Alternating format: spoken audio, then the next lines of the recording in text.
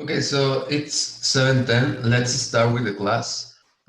Yesterday we, well, was it yesterday? No, Monday. Monday we start seeing inventory analysis, and I introduce you guys to what is the inventory, what's the definition, where you find the inventory, what is like the process that the inventory takes from the moment the raw materials go to processing and then to go to turn into finished products to sale. And I was telling you guys that the inventory inside the balance sheet actually needs to be evaluated, and there are different methods inside the financial reporting standards. Uh, I show you the definition in the definition from the financial standards. I didn't tell you that this is the norm, the number of the norm where you can find everything related with inventories in the international financial reporting standards. So that's also important in case you didn't knew that didn't get that from the last class. If you want to know something else like more technical, instead of just the explanation, but just the technical content of the inventory analysis, that's where you will find it. And actually, it's the recommended place to look for information related with accounting and corporate finance, because those are the approved and agreed upon standards that everyone uses. So we were talking about the unit cost valuation methods. Now, I don't think, just to recap, last class I was telling you that inventories must be evaluated, right?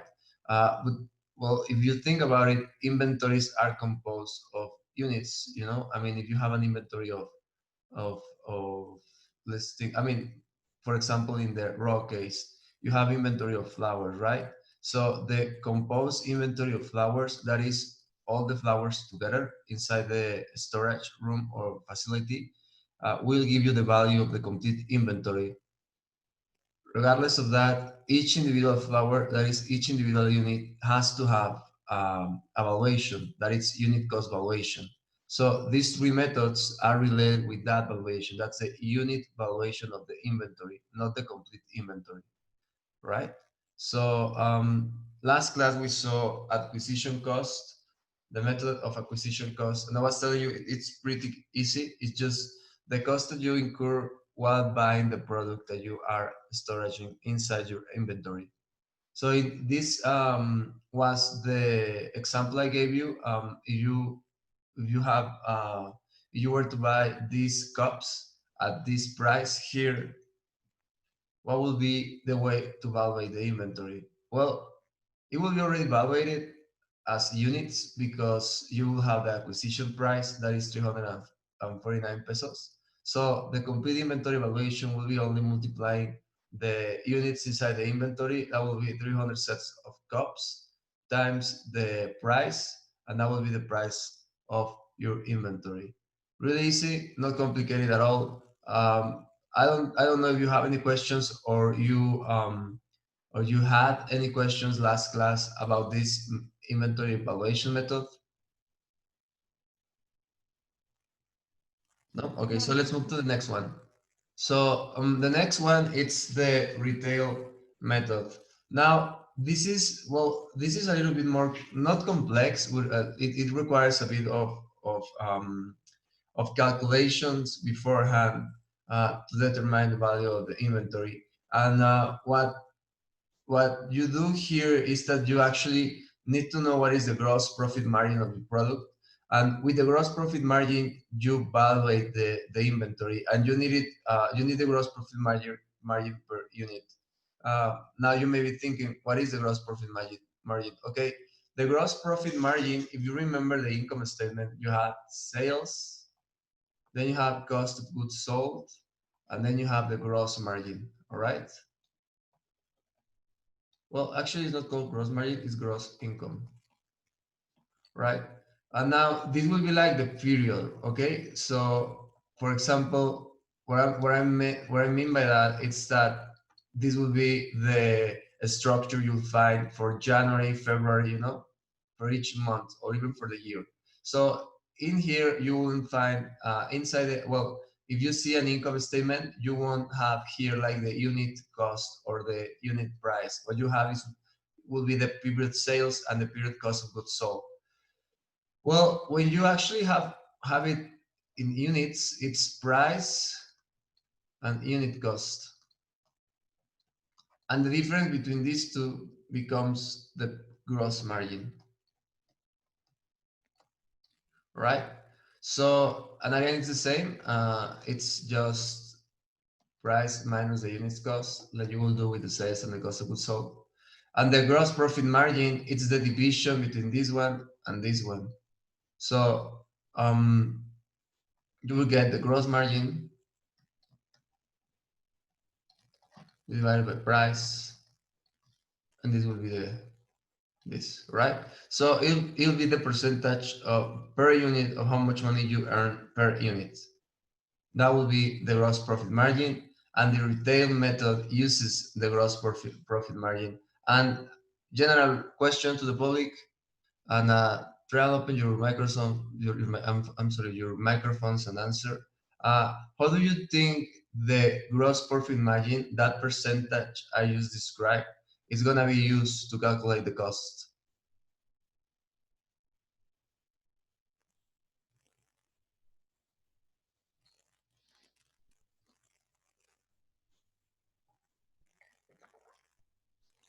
How do you think it's going to be used?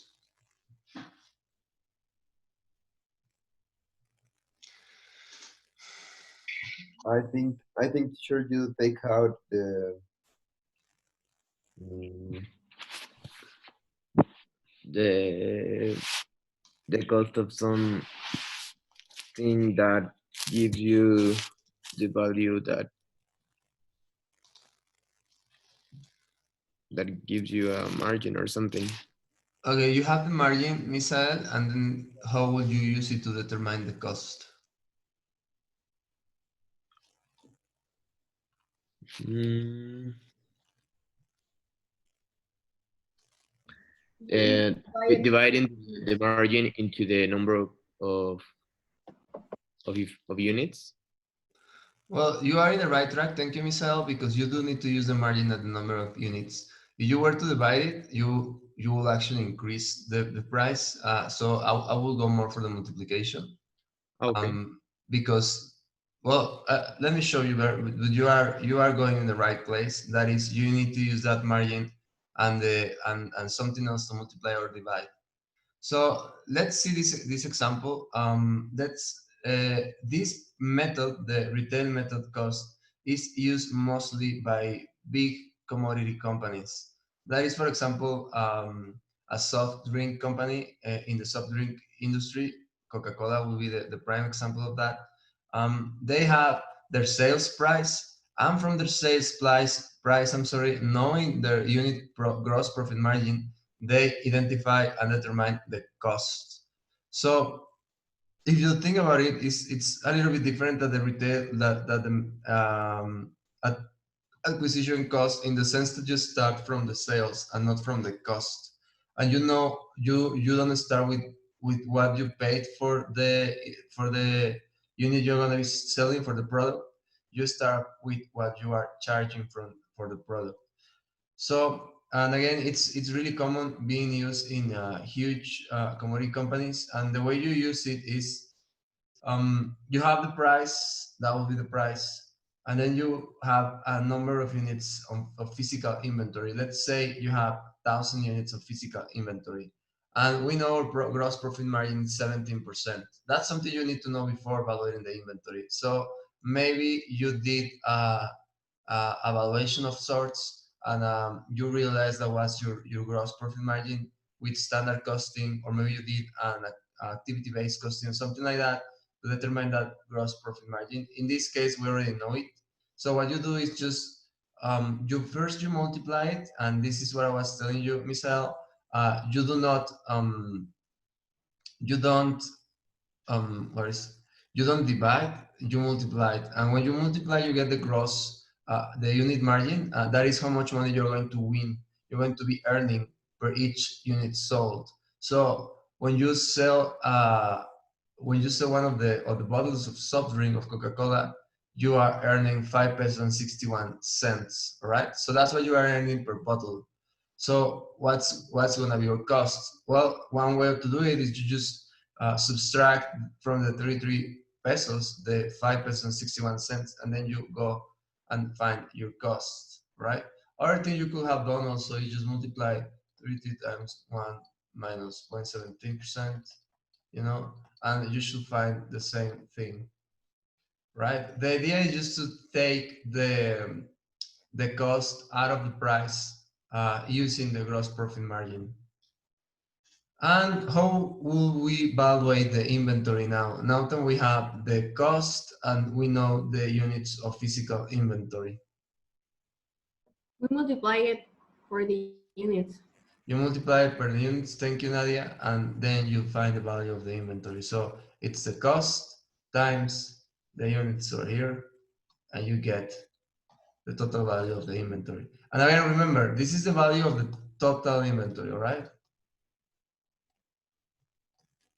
This is the units. So far we haven't seen any more inventory, total unit inventory valuation. I just multiply the cost per the units. There are other methods I will show you. Right now we are just doing that for this with the total inventory, and we are focusing on the unit valuation, okay? So that has to be really clear, because now it comes a part of what you are going to be doing for the case. So if you have any questions when we are checking this next part of the class, please raise your hand, because it's really, really important that you do, and try to participate, or otherwise the class is going to be a little bit fast. Okay. So let's go with the last method. And if you remember last class, I think it was Guillermo that said that one of the ways he will calculate the cost is that he will actually consider all the money being spent by the company doing whatever the company is doing. That is building whatever it's building, or serving whatever service it's serving. So that method, or that way of thinking, actually, it will be comprised inside the standard method cost. And the standard method cost, what it does, it's actually a determination of cost in advance. You take the normal levels of utilization of cost and efficiency elements and normal capacity, and with that, you generate standard quotas of production, right? And of course, you need to review that every period. Well, that will be the recommended way to do it. That you review the costing every time that you have every time that you can. But in fact, sometimes it's not reviewed, and it just stays the same for a long period of time. Anyway, the standard costing is then the most truthful way to find the cost of your product.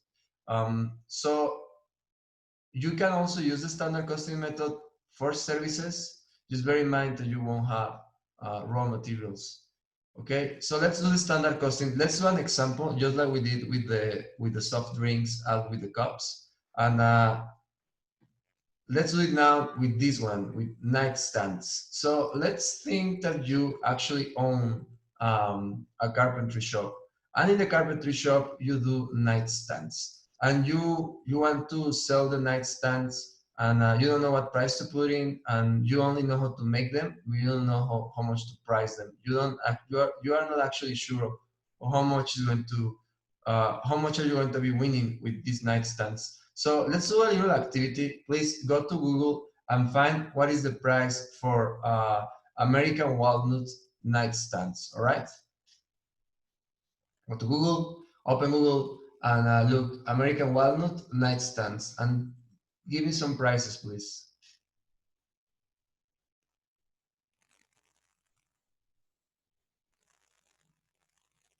I'll wait. $400, $600, 206. Oh no, this is used. $350, 3,500. Yeah, crazy, right? Yeah. So that's how much you pay for furniture. Thank you, Guillermo. So how much do you think is gonna cost us build this thing?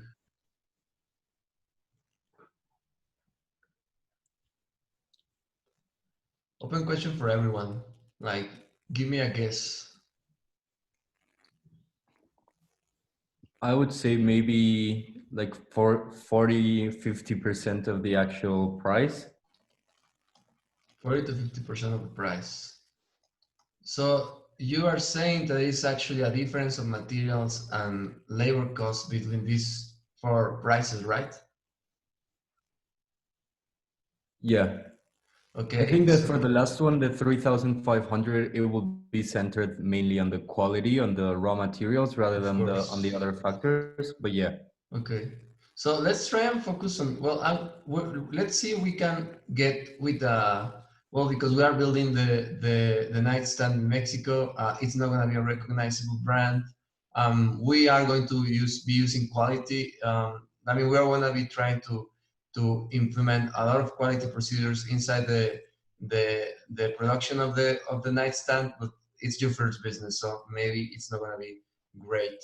But anyway, just quick. So let's just stay with those prices, and let's work now on the cost, because as you see, we cannot figure out the cost just looking at the price in this case. So to actually build this nightstand, well, you need American walnut, of course, and then you need indirect materials. And our indirect materials will be contact glue for the wood and also nails for the wood. That will be it. All right. So those are our raw materials. So now we have the first element of cost, raw materials. What is the next element of cost that we need to be taken into consideration? We have three elements of cost, right?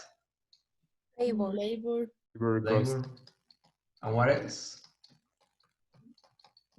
Your overhead expenses. Overhead expense. All right. So it's raw materials,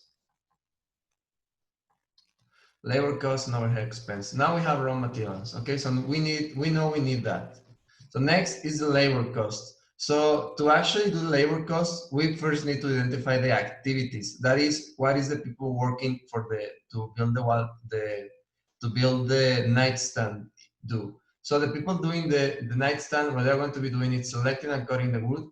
Then they're going to be sticking and drying. That is putting it all together. And then they're going to be finishing and painting painting the wood.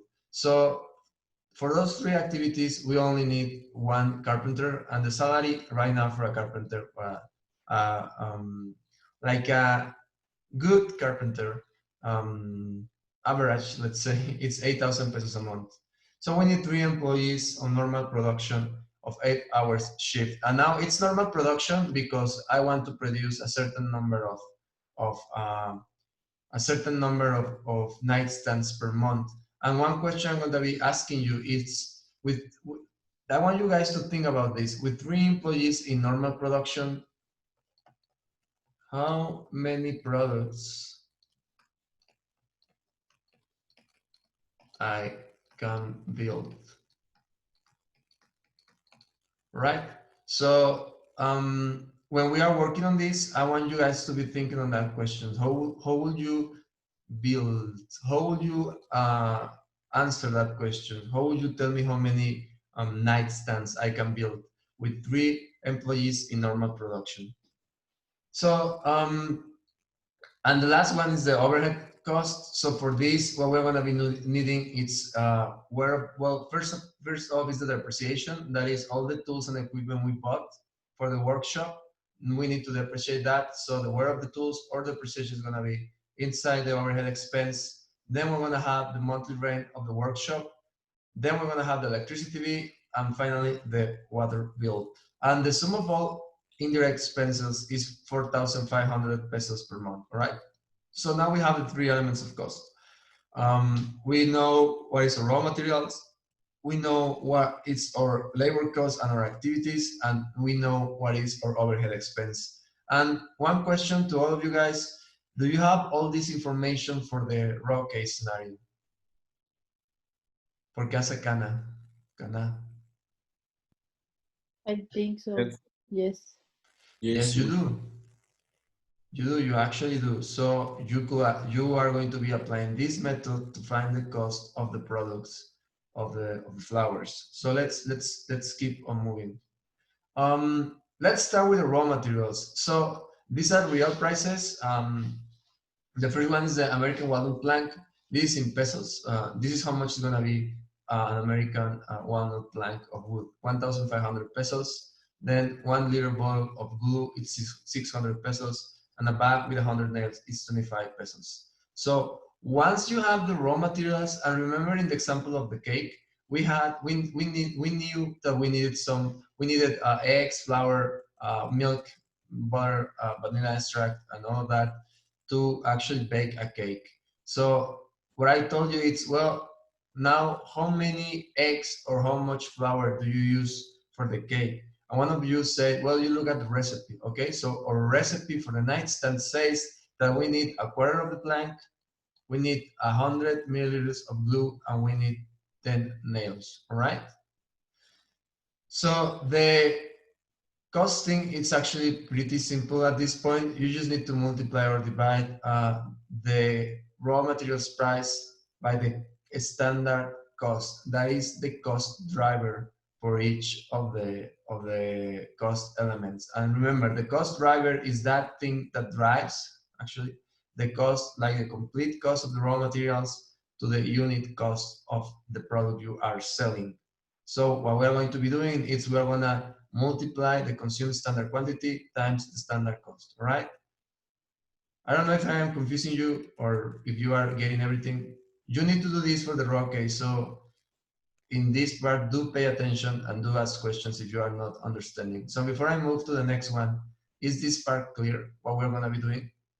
We're gonna be taking the cost of the raw material, and then we're gonna be turning it into unit cost by multiplying by the consumption of each of the raw materials. So in the raw case, you need the, Oh, no, sorry. I was telling you that it was clear. okay.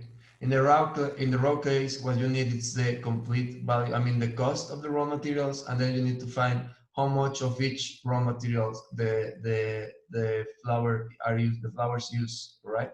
So you just find that, multiply, and you are set.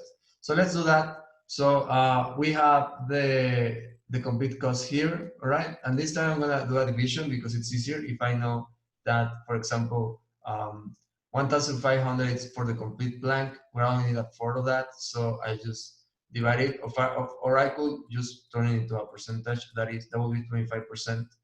That will be the same value, but I'm going to divide it because I have it there. I think it's easier. So I just divide 1,500 pesos divided by 4, then 600 divided by 10, and 25 divided by 10, right?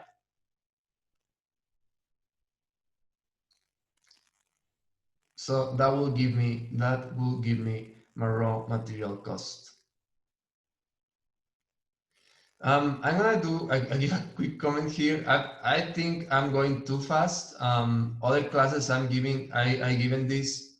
Actually, this takes like 10 minutes, like for questions and stuff.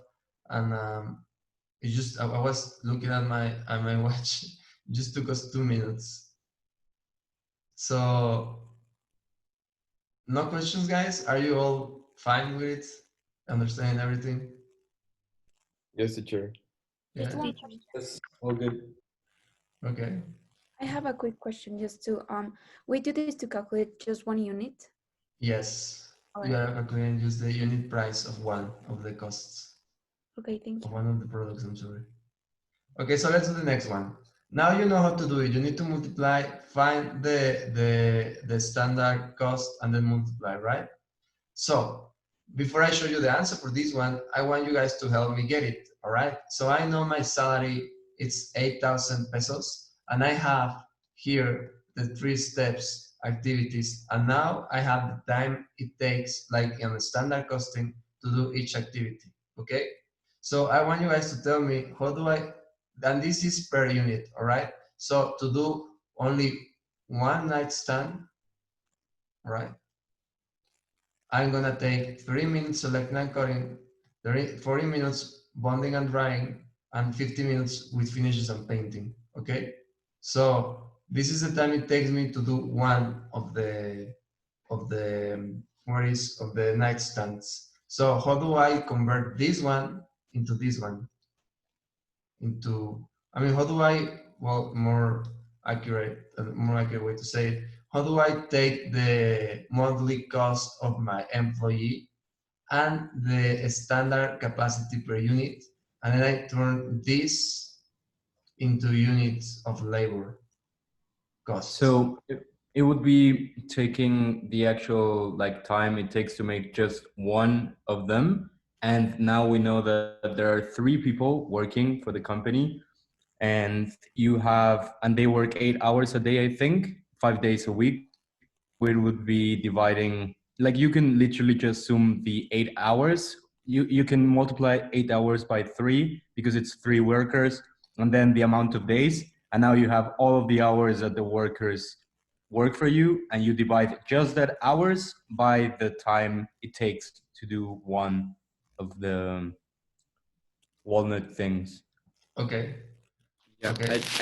I think per person, it's the number is 20 per week because it's 4 per day, right? All right. So I'm getting a little bit confused. So what Guillermo is saying is we first need to know or full capacity, right? Or normal capacity for the employees in what he say in hours. And also Misael was telling me, I think you were telling me the hours, right?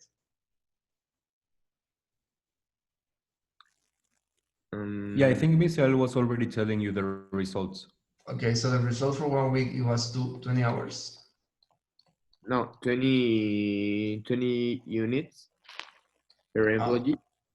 20 units.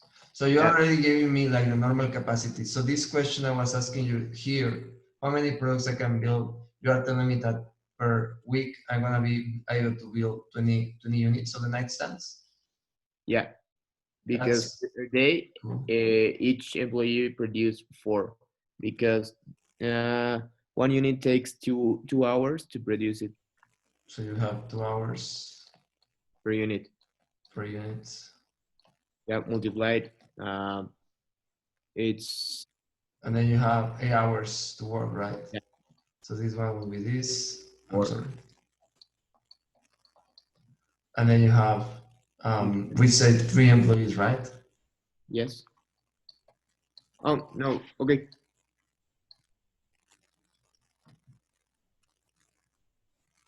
And then So it's 20 units no, 20 units per each employee. a month. Yeah. Okay. So it will be 12 per day if they were to work the 8 hours, not sleep, not like machines, all right? So it will be 12 units per day actually. Yeah. And you will multiply this by the working days. That is, you work, how many days is that? It's 5 times 4. I mean, a standard month will be 4 weeks times 5 days, Monday to Friday. That will be 20. So your monthly production will be 12 times 20. So how much is that? 240 over.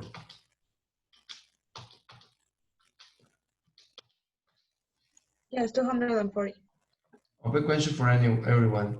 Do you think this is going to be reached?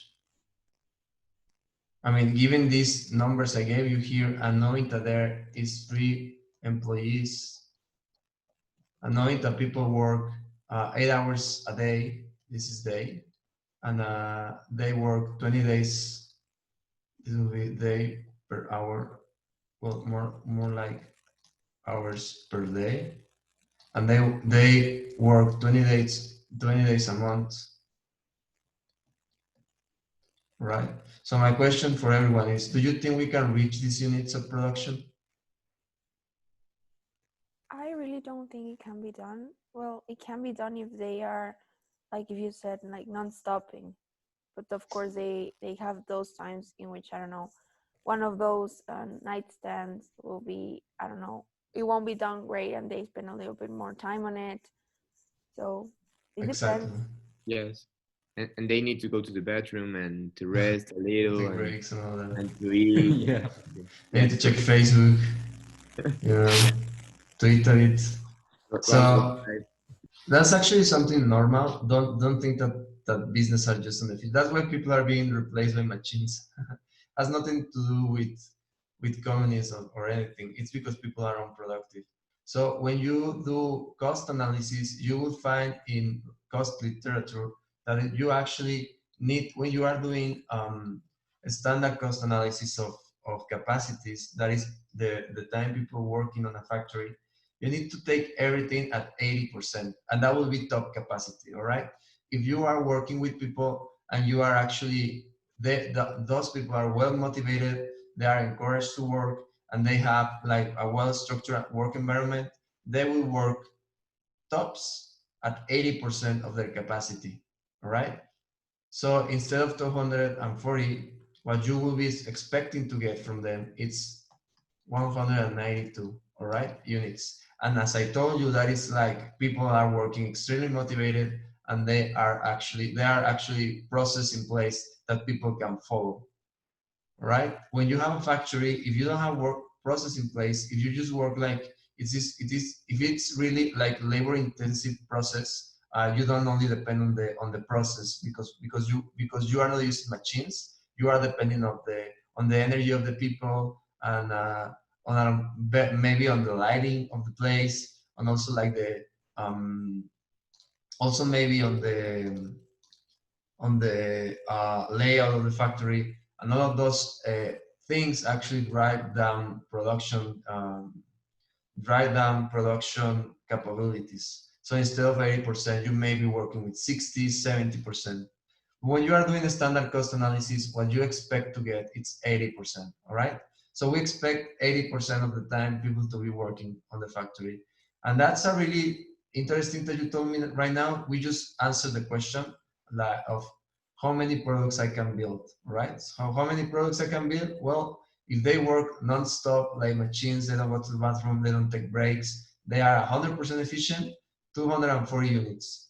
But as we know, people are inefficient, so we are gonna get 80%. We're gonna try to get 80% capacity, and that will be 192 units. Now that's a really nice thing that you just told me, but actually I wanted you guys to tell me how do I take the value of the salary inside the unit cost? That's something we didn't answer here. We just got into how many units I can build. I think we need to multiply the salary per 3 and then divide into over the 192. So you will take the 8,000 and you just divide it 192, and that will be No. 8,000 multiplied per 3 first. okay. So it is 24,000. 24,000 over 192. 24 minus 3, And it's 125. Yes. okay, really interesting way to do it. I mean, I didn't do it like that, and I'm gonna tell you why. What happens if I don't build 192? You just decrease in the number of what you are. Yes, but this is standard costing, so I'm not. I mean, I'm taking the production as a variable inside the what is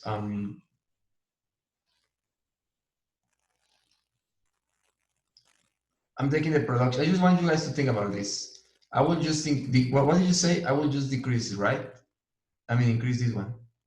Okay, Yes. that will be it. I will just increase it, and I will get the right number. And you will actually be correct on that.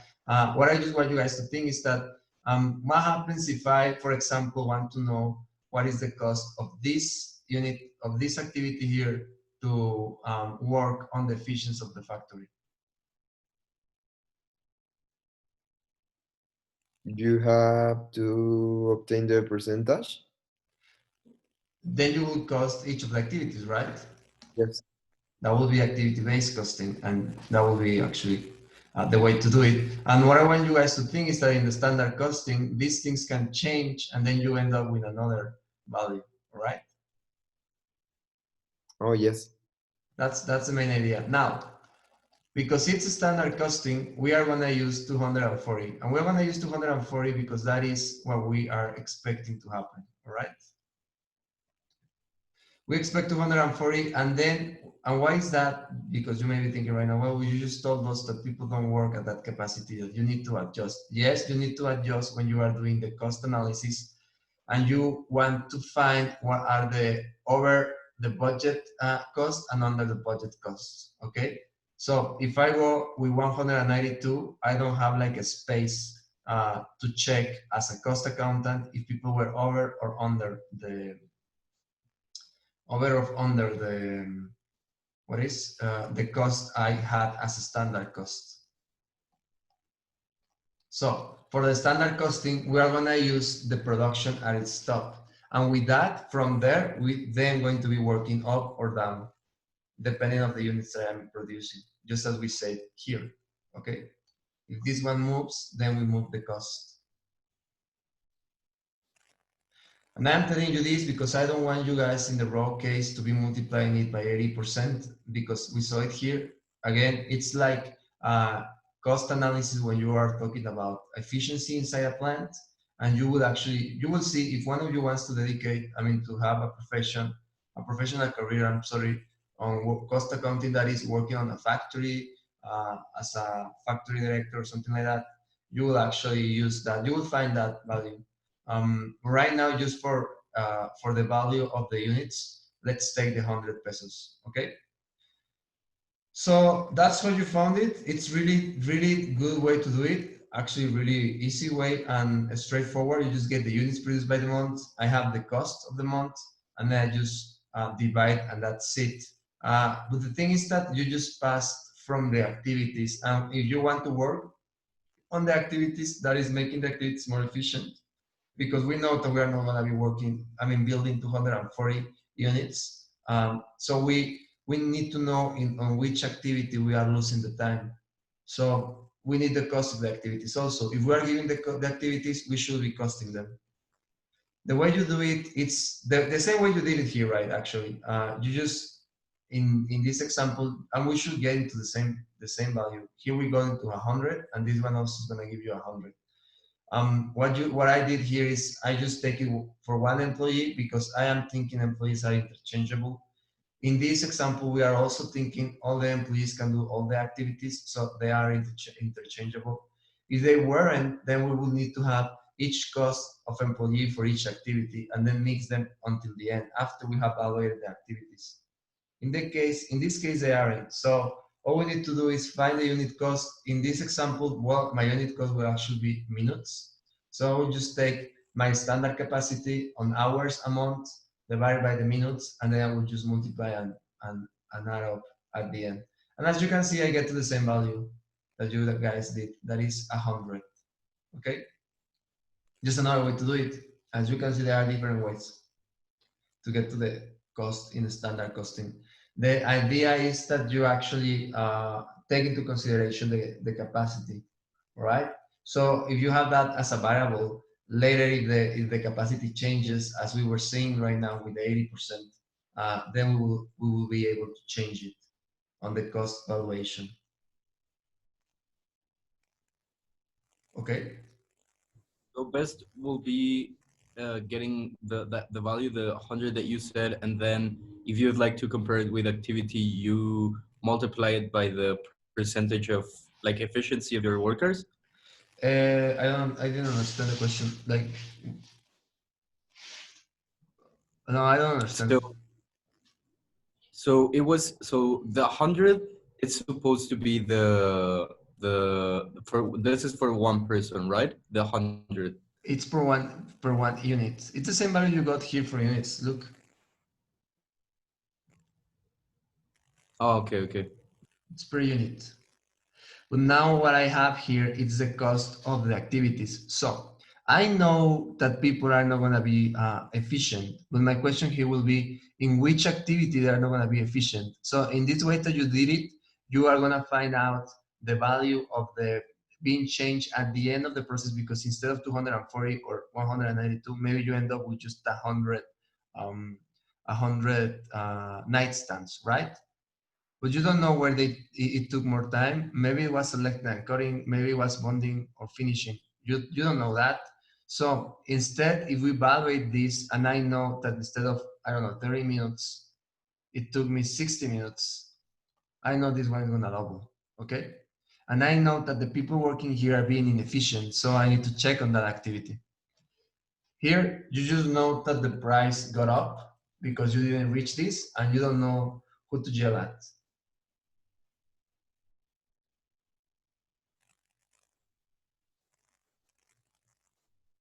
Yes, Guillermo? Yes, yes, yes. Is that clear for everyone? I have a doubt. Like, Mhm. can you move to the next slide? I'm not sure where does the 160 come from. It's the hours. This one. Mm-hmm. Multiply 8 hours time 20 days. Okay, the number of hours they work. It's a normal capacity. It's like we did here. Here we use days, all right? Days, and here we are using days. Here we use hours because what I want to know is the cost I have per each activity.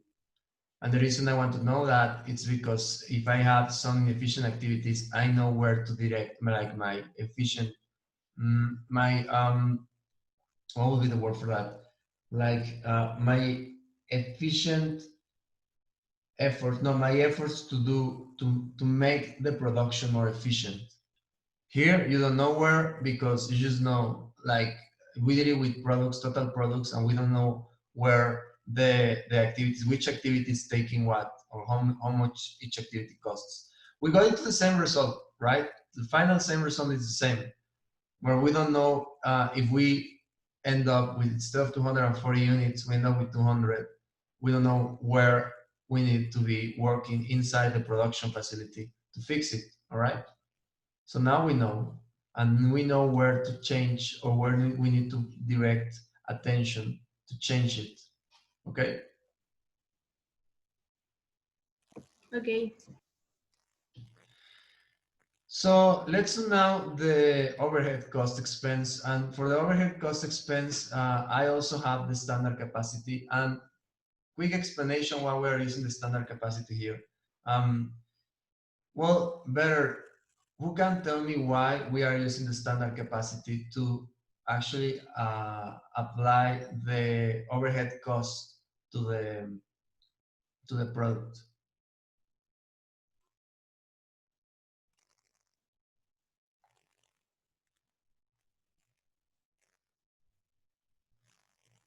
Because it's fixed. Well, it's fixed, yes. I think it's because of the average that you have no one way to do it because everything could be changing. Okay. But everything could be changing what the activities, right? Yeah, the activities and the efficiency of each worker and so on. Okay, so but my question is, for example, here it's logic, right? I mean, it's actually pretty logic that we use the capacity of the employees to distribute the wages of the employees, right? So we are paying for an employee and we are using its capacity to distribute the cost. Here we have a overhead cost and we are using the employee capacity to distribute that cost. And my question is why we are using that capacity?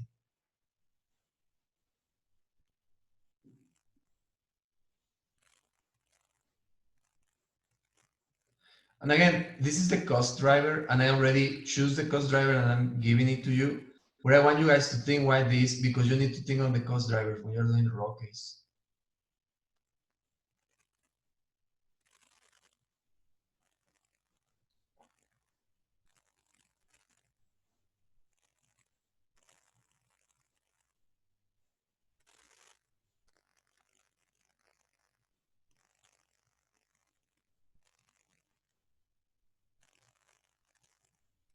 It's like the amount of services they use, for example, per employee.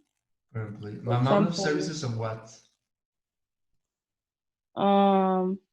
water or electricity or the rent. Well, yes, actually you are correct, Aria. Thank you. I mean, if we cannot know how many water or how much electricity each product it's using, what we can know is that the people working at the facility building the products actually use all those services, and they use them in this way. I mean, they apply the capacity working in the products. So what we need to do actually is that we take the capacity of the employees that are actually using the overhead cost.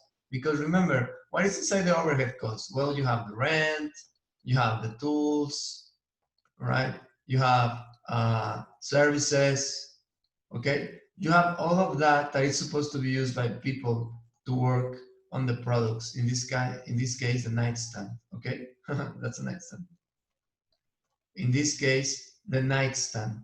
So for working on that, you need actually electricity, water, you need a place to work on, okay? So these people working on building that, they are working on a factory using different stuff. And if you remember the fourth video, one of the question was, where is the product being made?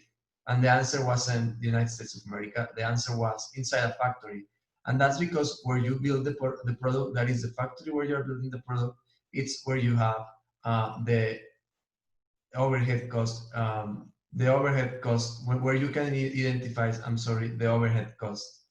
So we have the 4,500 pesos, which will be the overhead cost we have from the beginning, right? We have this as a standard capacity. We just divide it per hour. That will be 1 hour. So we have it in minutes. So one thing we can do is just divide it by 60, and that will give us the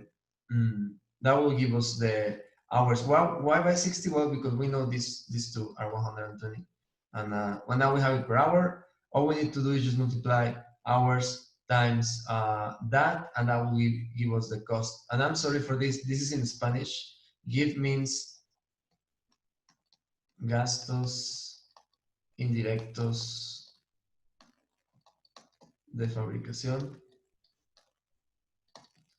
This is what this means, and it's the same as saying overhead cost. Okay, so this was actually overhead. So that will be the cost of the overhead. And now the last question is, how are we gonna find the cost of the products?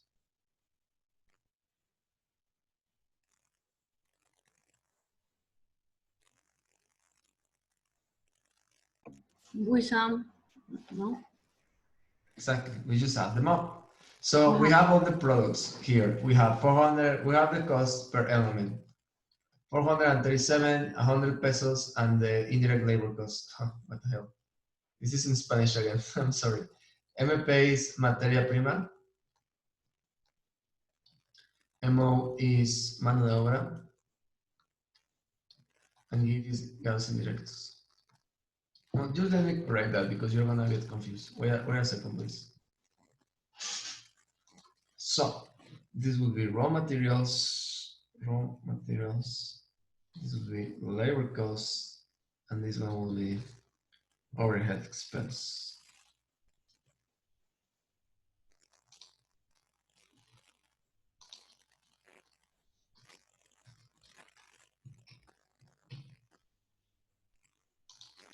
Okay, so overhead, and then we have labor cost, raw materials, and overhead cost.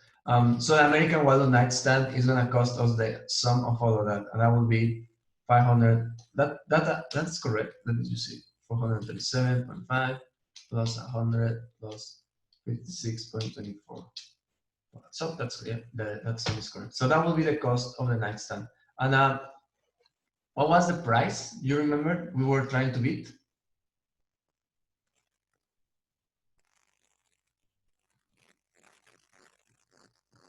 I think it will be between 300 and I 3,000. lost the notes. It was $350.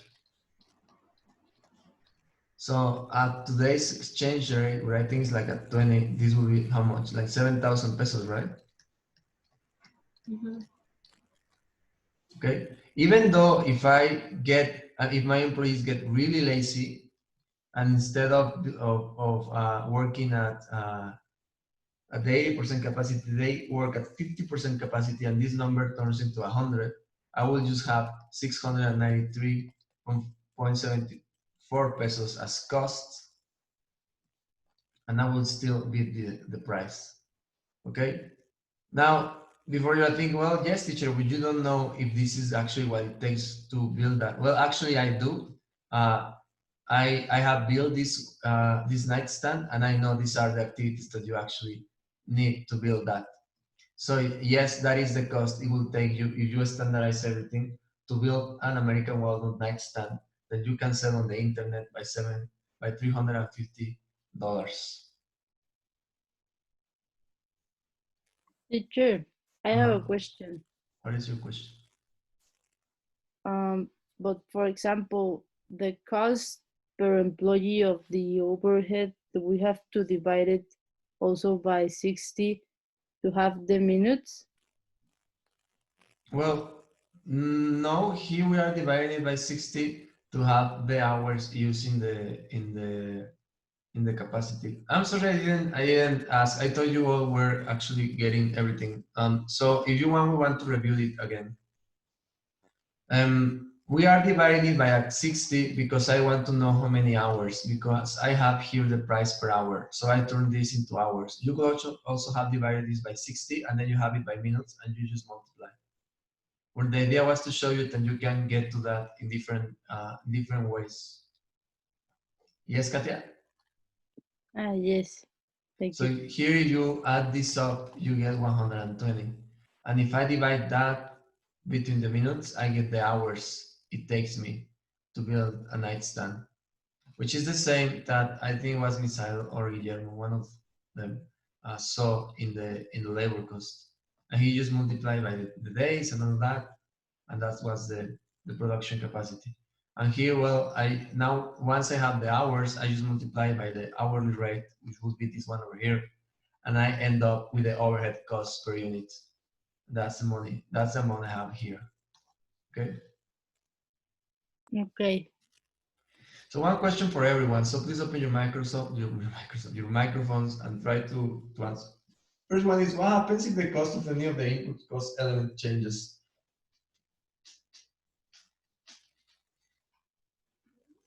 It is Uh-huh.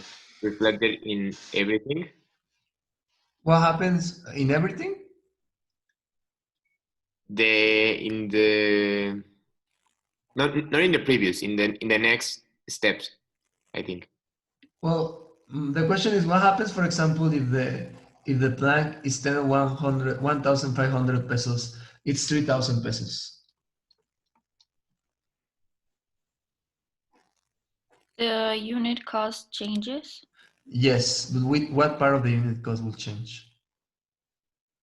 I think that when you are doing the whole analysis for taking in account like the materials and everything, your raw materials, since they are more expensive, the price will be higher. The price on sales or the cost? No, on cost, sorry. Okay, yes, you are correct on that, Isabel. But my question is, what part of the unit cost will change if the input of cost elements changes? And the input I'm telling you, it will change right now. It's the planks. It go from 1,500 pesos to 3,000 pesos. Which part of the cost elements will change?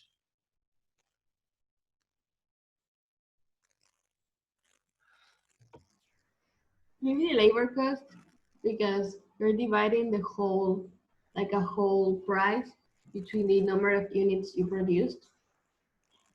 So if you produce less, it's gonna cost you more. Well, yes, if you produce less, then it will cost you more. But my question is, it's clear that if any of the inputs of the cost element changes, the cost is going to change. And then I told you, what happens if the planks, instead of costing 1,500, change and now they cost 3,000 pesos. What part of the cost, what element cost will change? The raw material cost. The raw materials cost, exactly. That is what will change. The reason why we have it divided like that is because you can identify changes and you can modify the price accordingly. If you have raw materials changing and then you change the labor cost, then you have a disassociation there of the cost elements and you will end up with incorrect results. What happens if standard production times are not met? And we actually already check on this question like before when you got to the cost from another route. What happens if instead of 240, I just built 120?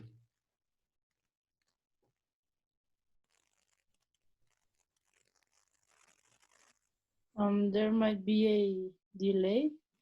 Well, there will be again there will be an increase on cost production, and the question will be where will you see the increase if the standard production times change? They are not met. They are less. I mean more. Teacher, I don't know, but I think if there are the standard production times not met, I think you cannot identify if there are a deficit in production in some particular process. You cannot identify, or you can identify. No, you cannot. No. Yeah. Why wouldn't you be able to identify if there is like how did you say it? Okay. I say that if they are not met, that you have not the register of everything separate, you cannot identify the process or the area of the employee that is producing a deficit in production or something like that, and it costs you much money and something like Okay. that. I don't know. I think. No, you are correct if you don't have them like register. If you have the times registered, you wouldn't be able to actually identify the cost increase. But let's assume, because what we are saying in the question is, you know that the times were not met. I mean, you register them because you know that instead of 240 products, now you have only 100 or 120. So let's assume you register them. You register the activities, and you know how much time it took to work on each nightstand. So the question is, what will happen to the cost if that standard production times are not met? The cost will be higher. Okay, and then tell me please, which cost elements will be higher? The labor cost. Only the labor costs? Well, actually, also the overhead expenses. Why the overhead expense also? Because when you will be working, you will be paying more for getting less units, so that's why the labor cost is affected. But also the overhead cost will be affected since you will be paying for external services and you will be producing less units. And I Exactly. guess that will be why. That's exactly right, Luis. You will be an asset on whatever team you're in. That's what will happen. You will have an increase on those two cost elements, and the reason is because they share cost driver. And just as Luis just explained, you are paying more for less units. That's basically the reason. So you need to really check the production quotas, or you want to be inefficient. The last one is, what if there is a change in the design of the final product or the production process? Well, then everything will be affected, I guess. Exactly. Everything will be affected because maybe now you, instead of only one plank, now you need a quarter of the plank. Maybe now you need the whole plank. Maybe now instead of nails, you use screws. And maybe now instead of 2 hours, it takes you 5 hours because the design is different. And it doesn't have to do with efficiency of the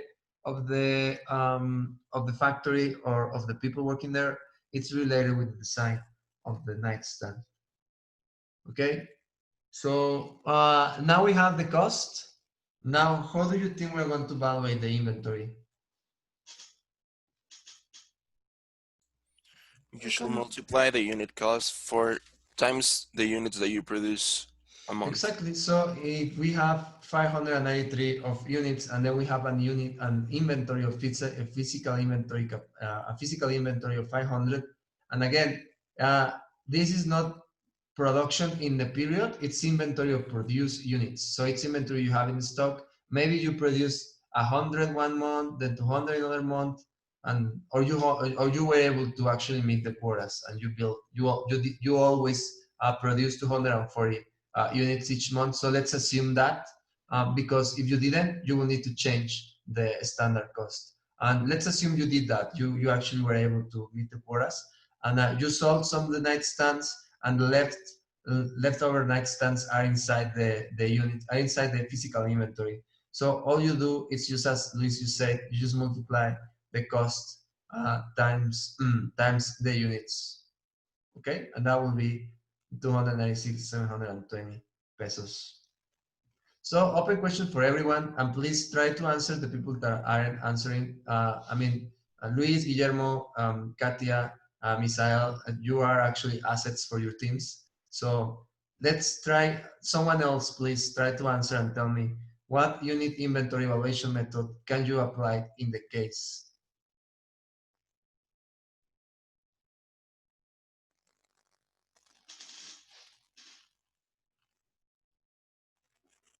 Victor, Santiago. I think the final one, teacher, because we are having the exact prices and exact unit names and everything in the case. Yes, Miss Alvaro, I was trying to get someone else to answer, but thank you. Yes, that's the answer. Thank you, Misael. Are you all in the same team? Misael, Guillermo, Luis, Katia? Just with Uh, Katia. I'm not with any of the other ones. Okay, so you will explain to your teammates, Guillermo. Don't worry. Okay. Maybe you are not the only ones connected and everyone else is just sleeping because it's too early. But can we use also the other method in which we use the income statement, right? Because we do have the income statement. I mean, but I didn't tell you that the other method, did we use the income statement in the other method? Yeah, I think so. We In did? the last one, where you got like the gross profit margin. Well, we actually didn't. I was using the income statement to show you that in the income statement you have the gross profit, but you need the unit margin, the unit gross margin, and that you don't have. But that comes from a calculation with numbers from the income statement, No, right? it comes from the unit cost and the price, Okay, so I forgot. and you need to evaluate the unit cost. So you don't have the unit cost to actually use that method. And you are not just buying and selling something, so you cannot use the acquisition method. So which method you need to use? Nadia, Sofia, Torruco Flores, Well, the last one, the standard method cost, the standard method cost. Yeah. right? Yeah, you are correct. I'm worried because, I mean, this is the part that I'm gonna be grading for the delivery. But you are correct, Nadia. It's the standard method, and the reason is because you don't have the information to apply there. And you will be actually right. If you were to have the margins to work on the case, you could use that one, and we actually can use that for inside the case for other products, but for the violets that you need to evaluate, you don't. But if you were to have the unit cost, you could use that method, Nadia. But I didn't understand completely why we don't have the gross profit margin. If we could, like, which numbers do we need to get that percentage? You need it by units, and what I show you is that I wanted to do like for you guys to understand that, and wait, let me go back. And what I show you is the income statement, right? Yeah. That's where you got lost. So in the income statement, you have sales, and then you have cost of goods sold, right? And then you have gross profit, okay? and this is plus, and then you have whatever comes next. We don't care about that. What I was telling you is that the gross margin, it's on units, so you need the sales will be price, and then you need the COGS will be cost. And that will be, I'm sorry, it will be unit cost, right? That will give you the gross margin unit, and then we'll just turn this into a percentage dividing this price, and that's the percentage. Okay. Okay. And this is the But value we don't you have the use. unit cost, right? And you don't have this one.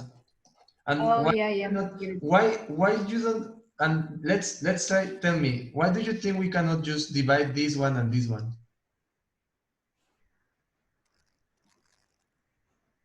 Because what we have is something we're producing. Yes, but if you say, well, teacher, if these are percentages, then I will get the same value, right? Mm-hmm. If I Yes. have 10,000 divided by 100, like 500, it will be the same that divided one, right? No, actually, that won't be the same. But let's say 100, and we'll take it to zeros. Now that will be the same, right? Yeah. So it will be the price and it will be the unit cost. This division will actually be the same value. Well, you will be correct if you only have one unit. Well, again, it's not that always in the companies. You have different mix of sales inside the cost and inside the case. And in the raw case, that is what is happening. You sell a lot of things, not only one type of flour. So if you were to do this inside the income statement and then apply that gross margin to determine the cost, you will be incorrect because there are different costs and different products inside the income statement. So you need it by unit. Okay. Yes? Yeah. Okay, so everyone also understood that, right? You understood that you need to use the last method of costing. That will be the standard cost. Yes. Okay, so let's move now to the last part of this class, and that is inventory valuation. And as I told you before, you have the units, and then you have the value of the inventory. So what we've been working right now, it's on just identifying the unit value and then just multiply it by the units. That's been our inventory valuation method so far. But just want you to think about this one. We are using 593 pesos here, right? And we say that this one is the standard cost. That is, you are able to produce 240 units, okay? And I want you guys to think and tell me, is it weird that we are multiplying this number times 500 when we just, when our production quota, so to speak, is 240? I mean, thinking logically, wouldn't this number actually have to be less? Because maybe you were able to produce 500?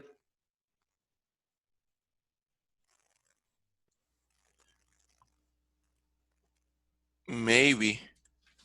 Maybe or maybe not. Why maybe?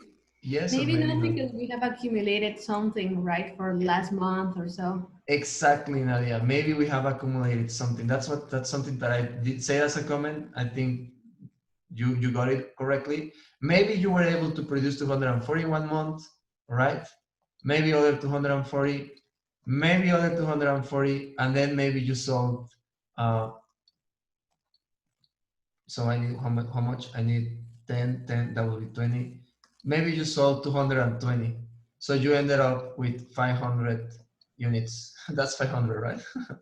Yes, teacher, but that will be really weird, not? Because you're saying that you won't have sell like units in 2 months Well, or let's so. say, well, it wouldn't be weird. Just think about it. Maybe this is period one, this is period two, and you are producing because you're already paying for the employees and you are paying for everyone. And as you said before, Luis, you don't want to pay for something that you that you are not using. So you are producing, all right? So you here are producing, you are creating inventory. And maybe in this could be period 1, period 2, and period 3. And maybe on period 3, what you did is that you start spending on marketing. So here you have marketing expenses.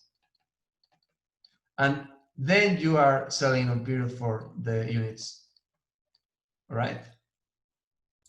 Yes. That's something that happens a lot when you start a business. More if it's a production business. You produce, and then you sell. Because what happens if I start with marketing on period number 1? You won't have enough products to sell, so maybe. Exactly. Maybe the request for sales come before I end up the first batch. So that's something that happens. And again, here we have a mix of products, okay? And all we did right now is we just took the 500 accumulated inventory and just multiplied by the price, and that gave me my inventory. And we are really happy. We have that, great. But what will happen if here, instead of 200, I had just built 200 here, and maybe 100 here, and maybe that would be 300, and wait a second, 300 plus, I want it to be the same.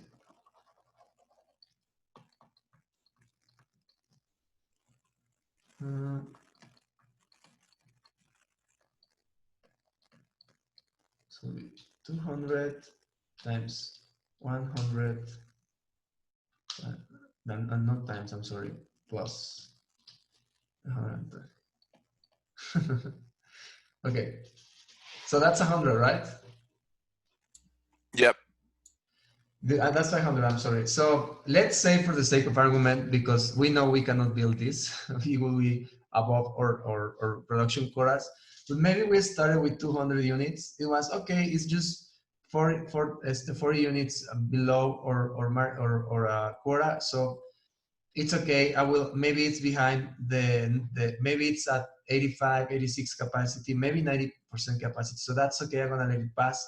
And then next period, people are just really lazy and they just produce 100 units. So you get to work and you start just cracking the whip, and next month you make them work like extra hours, and you don't pay the extra hours, you just exploit them so they can make up for the units they didn't produce the period before, and you get to 520. You again sell the 220, and then you have 500 units here. And my question will be, now here it's like pretty obvious that we have the same price here, right?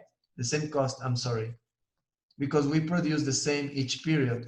So we can just multiply that 1 times 100, and that will give me the value of my inventory. So my question will be, would it be the same cost here? Yes, because you told me that you will not be paying the extra hours and you will be getting the products basically for free. Okay, here. What about Yeah, here, right where there. I paid complete? I mean, you And will also have here. lost definitely money in period number 2 and 1, but I guess it will be like, it will be contrarrestado by period number 3. Okay, so the average price will be the same. That's what you're saying, right? Yeah, that's what I'm saying. Okay, but it will be different for each period, right? Yes, it will be. Well, I guess it will be different, yeah. For each period, it will, because what you are doing here is that you are only producing 200. Yeah, I'm not you're gonna pay them extra hours here, and maybe the price he's gonna be, I don't know, 50, whatever, right? And when I average them up, I'm gonna get 593.44. That's what your logic is telling you, and you are correct. We will be as an average, okay? yes. But I will I will have three different prices. I'm not three different prices, I'm sorry, three different costs because of the production. So if I were to use the cost of the first batch, I will end up with a different cost of inventory. Of the second one will be a different, and of the last one will be the different. So what you are saying, Luis, is that what we should do is just average them up, and that way we will just contrarrestar the inefficiencies at the beginning of the period, right? Right. Okay, that's That's okay. All of you guys agree with Luis?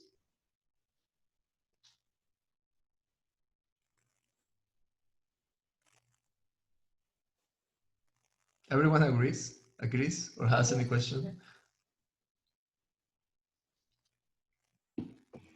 But I have a question, like, if, for example, there has been like a huge devaluation or something like that, how would you calculate like I mean, your inventory, you have like inventory from 4 years ago or something like that?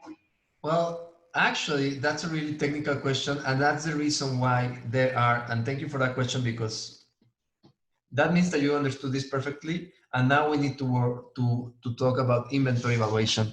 As just Nadia put it, and also Luis identified, there could be different things implied happening, I'm sorry, in the production process or even in the whole company. For example, what Nadia was saying, if you have a huge devaluation or maybe inflation or in one month to another or period to period, you could end up with different costs. Evaluating the inventory with those costs will give you really weird numbers, because if you have like if you have increased inflation here and I pay the same, I pay 8,000 pesos, but inflation is growing. Well, actually, I'm going to maybe, if inflation is growing, my price is going to grow, but my cost is staying the same. All right. And I'm not, if I use that number to evaluate my inventory, I wouldn't be showing the inflation effect in the company. And for that really technical question, Nadia, the answer is that you need to identify the effect of inflation. All right. Of the evaluation will actually be translated into an inflation. So that's, at the long term, it will be the same effect. So what you do in the financial statements is that you identify the effect of inflation inside the financial statements, and then you reflect it in the income statement. So that will be the answer for your question. But for inventory analysis, what you do is that you apply this type of inventory analysis. First inputs, first outs. That is, the cost you started here is the one you're going to use to evaluate all the units until you finish this batch. Okay? And what Luis was explaining, and that is, well, if I am not paying them more, I can average them up and I can contrast the cost that I was expending more at the beginning and that I spend less at the end. That would be average cost. And if I know that the price is the same for every unit, because my production in this example is the same, then that will be identified cost. Okay? Okay. Again, identified cost is when you have items that are normally interchangeable with each other, all right? And the reason why they are interchangeable with each other, it's because it's, for example, in a manufacturing company, it's because you were able to produce the same value each month.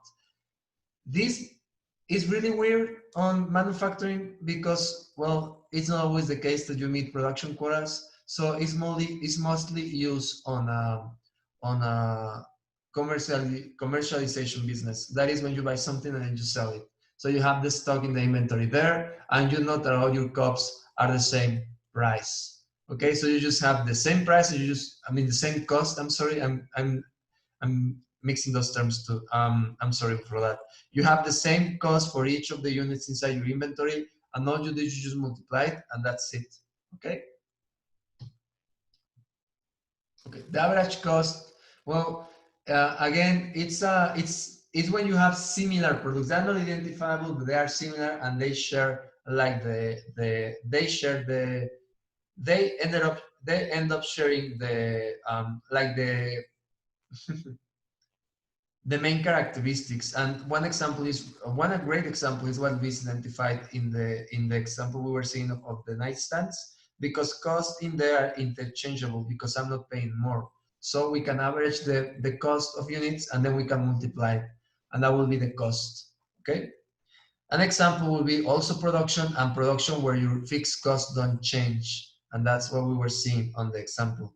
Because you know that you are always paying the same for everything. So you can just average the cost, I'm sorry, and then you find the cost, the last cost. And the last one is the first inputs, first outputs, and that's known as FIFO, and that is the first cost entering the inventory. It's the one is used to evaluate the whole inventory until that batch is completely sold. So in the example we had, I think it was 100, then it was, no, it was 100, 200, and 500 and something. 500 and okay, so here we will use the cost, the unit cost in the first batch.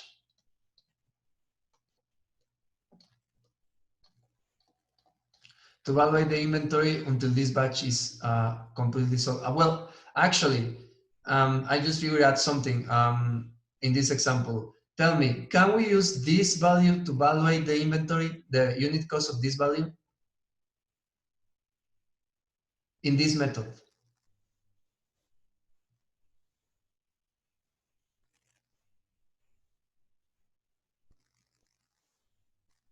No, Why not?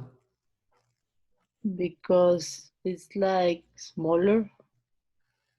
I don't think it represents the whole thing. Well, in this method, you could use that price, that cost, I'm sorry, that cost to multiply and identify the units. But in this case, we cannot use it. And the reason is not because it's less. The reason is because, as I just told you, you use the value of the first batch to evaluate the inventory as first in, first out, because we are because we are using the method of FIFO, right? But in this case, we wouldn't be able to use that because you use that value until you have sold all the batches, all the units inside that batch. And it's only 200 units, so we already sold them. We sold 220. So we will actually be using this one.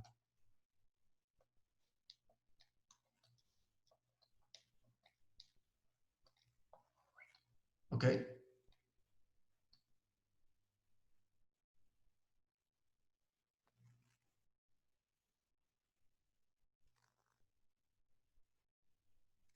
And when we finish selling this, then we will be using this cost.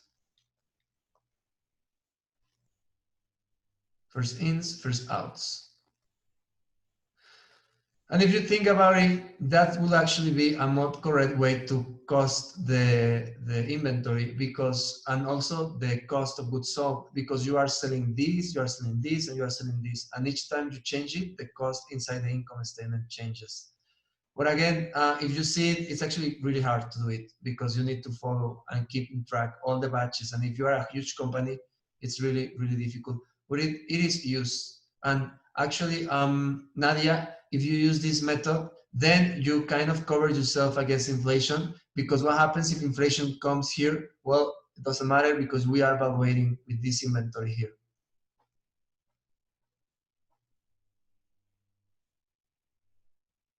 So you kind of neglect the effect of inflation in the cost, and you wait until the results on the income statement to put that. Okay, so last question for everyone. What is the total inventory valuation in the case scenario that you're going to be using?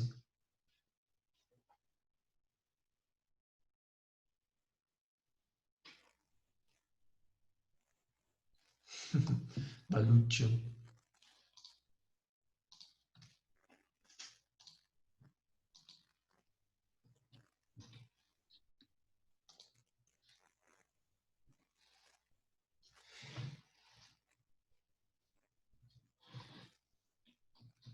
No one?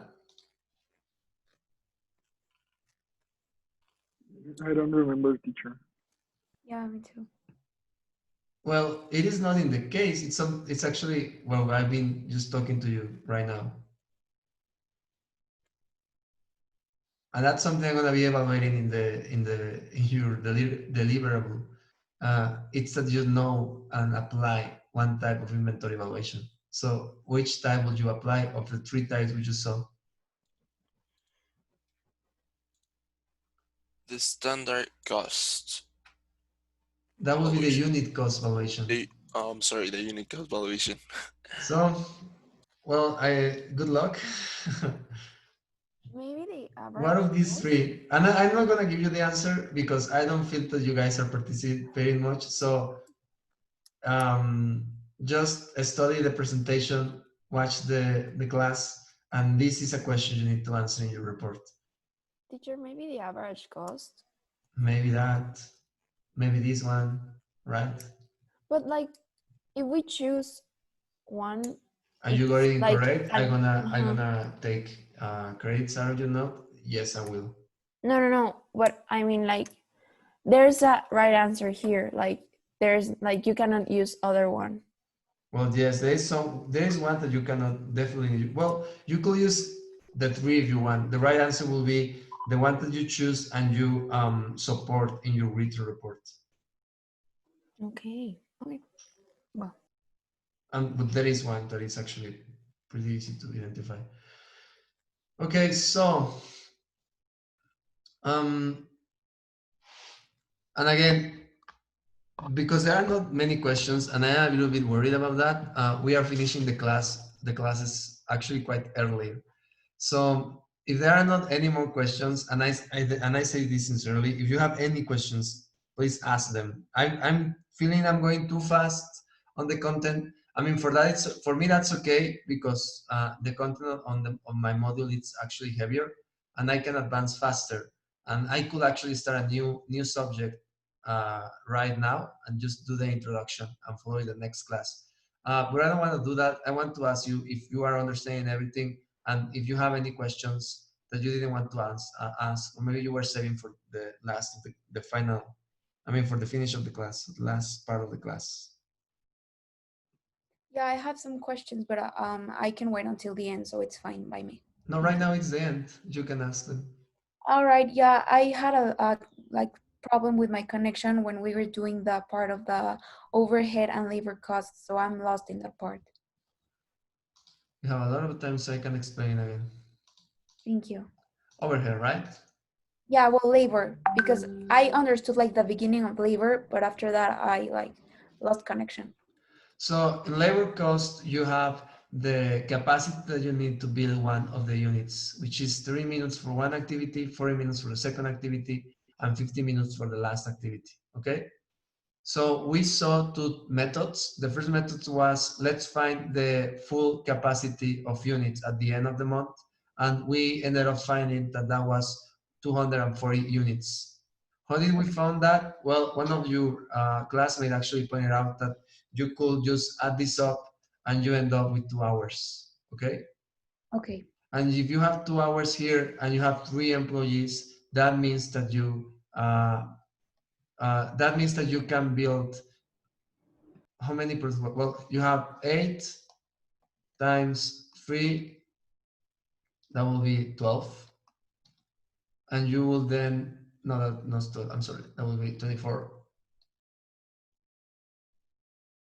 I'm getting confused. I'm trying to replicate what we did here. So we had 2 hours for all this, and then we have 3 employees working at full capacity, all right? Yes. So if you work the hours, you multiply 3, you have 160. I want to do it like this because I forgot how we did last time. So it's 160 hours. That's the full capacity of the month. You have 160 because you have 8 hours a day times 5 days a week times 4 weeks. This should be 160 hours. Okay. Yes. Teacher, you're not sharing. I'm not sharing. No. Well, I don't know if my partner say something. Why didn't you say anything until I have? Okay, so this is what I was showing you. So it's just 30, 40, and 50 minutes. And the division and the addition of these two will be 2 hours. So what you do is just, well, what we did last thing, I don't remember what we did, we ended up with the full capacity of the month. So I'm gonna do it again in a different way, and we should end up with the same value. So it's 8 hours a week, 5 days a week, 4 weeks. So that's 160 hours. Okay, so now we have it on hours. And if you divide this, so these are 160. These are 160 hours a month. Okay. Yes. So it takes you 2 hours to build one nightstand. So if I were to divide this 160 between 2, you will end up with 80, right? Yes. So this will be like the units produced per each employee. So what you need to do now is multiply that by 3 employees because we have 3 employees and you have 240. Okay? Okay. And we know that this is the salary for each employee. So if we multiply this times 3, you end up with, how much was, guys? 24,000, right? You divide that by 240 and you have the price, the cost of 100. Ah, okay. All right, perfect. That's one way we did it. And what I was telling you guys here is that if you do that, then you don't cost the activities. And if it happens that you don't meet the quotas, you cannot know where it went wrong. So what I did here is it's the same, but now with minutes. So I can evaluate the activities, all right? So I have 8,000 pesos, my hours. And again, this is 8 times 5 times 4, right? This is the normal capacity of hours of 8 hours working day. So that's 160. Okay. So I divide this between this, and I have the hourly rate. This between a 60 because that will be minutes over an hour, and I have the minute rate. I just multiply that by the minutes, and I have the activities cost. I just add them up, and I have the cost. And as you can see, it's the same. The difference now is that if I get this one increase, I know that the selecting and coding activity is being it's being changed by something in the capacity is happening there, and I can work on fixing it. Teacher, can you explain quickly again what's the meaning of the 8, the 5, and the 4 for the 160? Yes, this is hours per day. This is working week. That is Monday to Friday. And this is standard weeks on the month. Okay. Thank you. Okay. Yes, thank you, teacher. So the first one is like in a more general way, and the second one is like the more specific, like to know about the minutes. Yes, and you can see that you get to the same value in the 2 ways that you can follow. But the difference here is that now I know the value of my activities, the cost of the activities. And if something happens in one of the activities, I can know what is the impact on the final cost. All right. So this is the recommended way to do it. Okay. Sorry, teacher, Luis Alberto Pablo went out. What did GIF standard for in Spanish? What's what? The GIF stands for. For in Spanish, give, it's the same as overhead in English, but give means gastos indirectos de fabricación.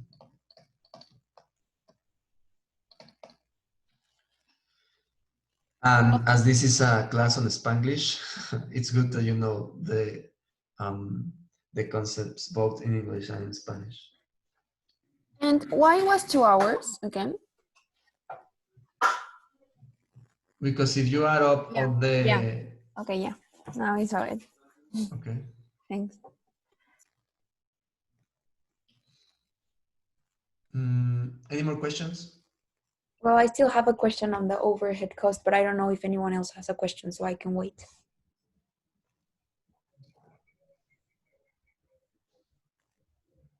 Anyone else has a question? Hello. Well, I think no one. Okay, so what is your question, Sophia?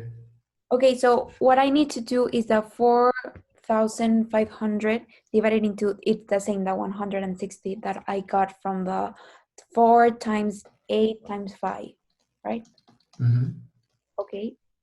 And it gives me that price. So Cost. that price, that cost, sorry, yeah. I'm also committing the mistake of saying price, but we need to refer this as cost. As So I'm cost. sorry. No, no worries, it's fine. Okay, so cost. And then, okay, that 2 hours is that all the time that it took, right? Uh-huh. It's that 30 minutes or something like that.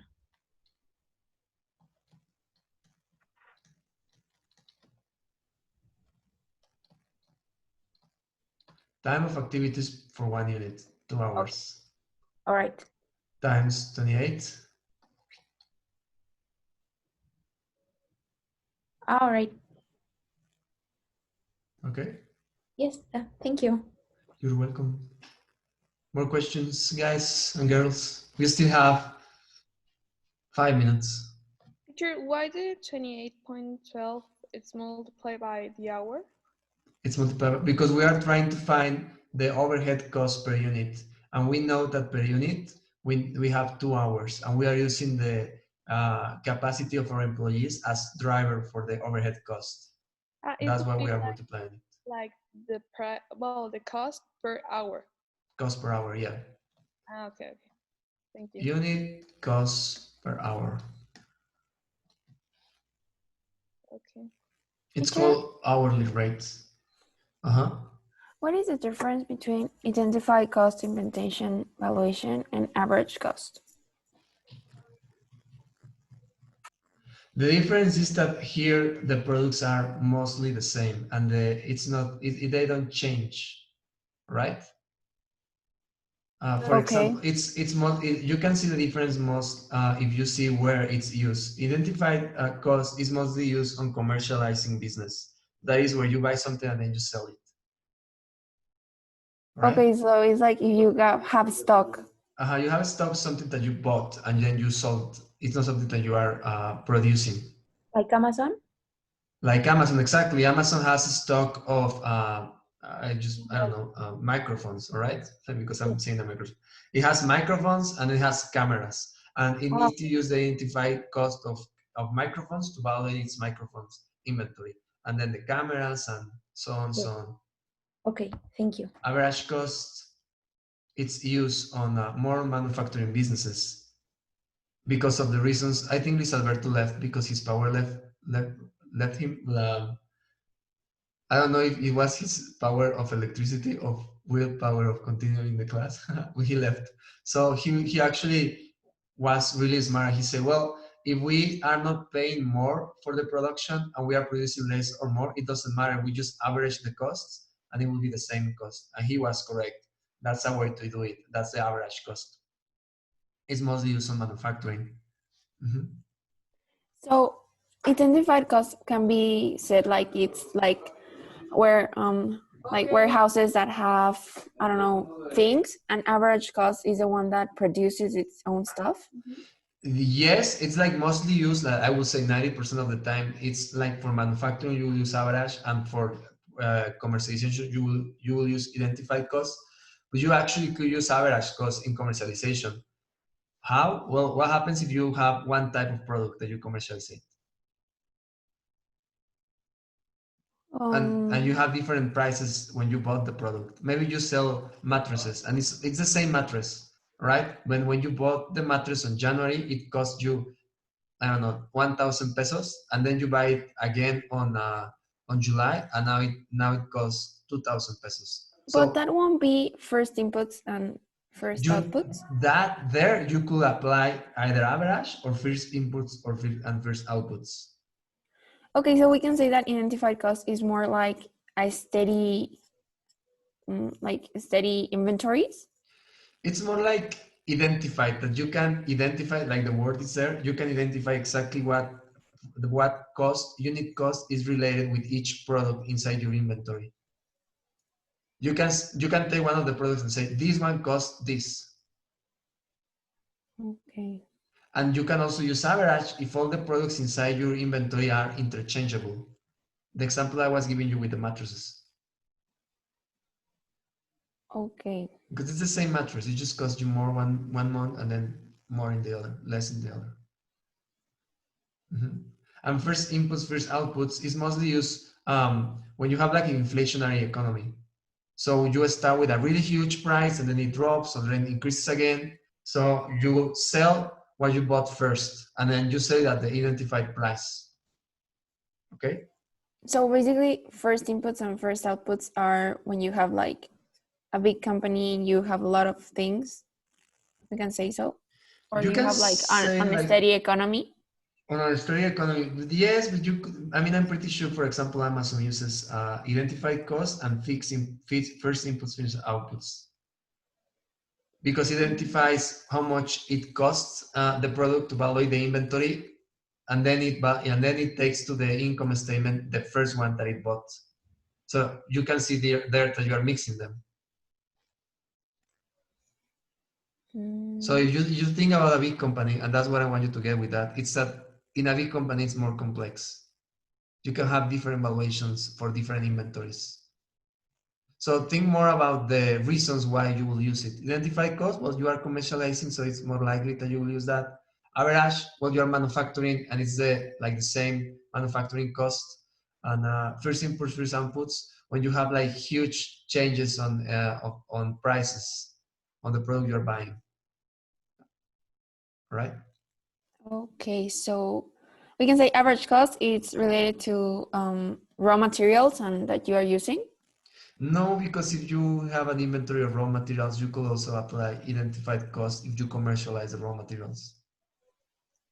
Okay, I'm pretty much lost. You lost Yes, me. well, what I'm trying to tell you right now, it's because I don't want you to stay with that idea. It's that it's not I don't want you to follow a rule of the things that you are buying.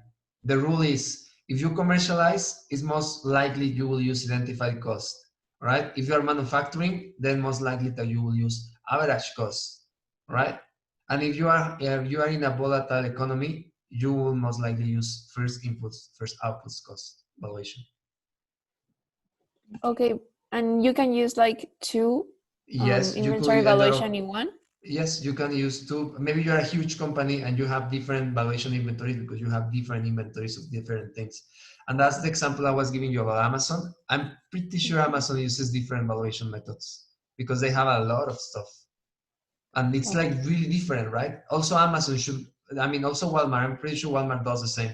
They sell everything, like from fruits to car oil. So it's a really huge variety of products. So because it depends on the activity you are doing, I'm pretty sure Walmart and Amazon they use different valuation methods for their different inventories. So it wouldn't be like a good example to use those companies. Just to like this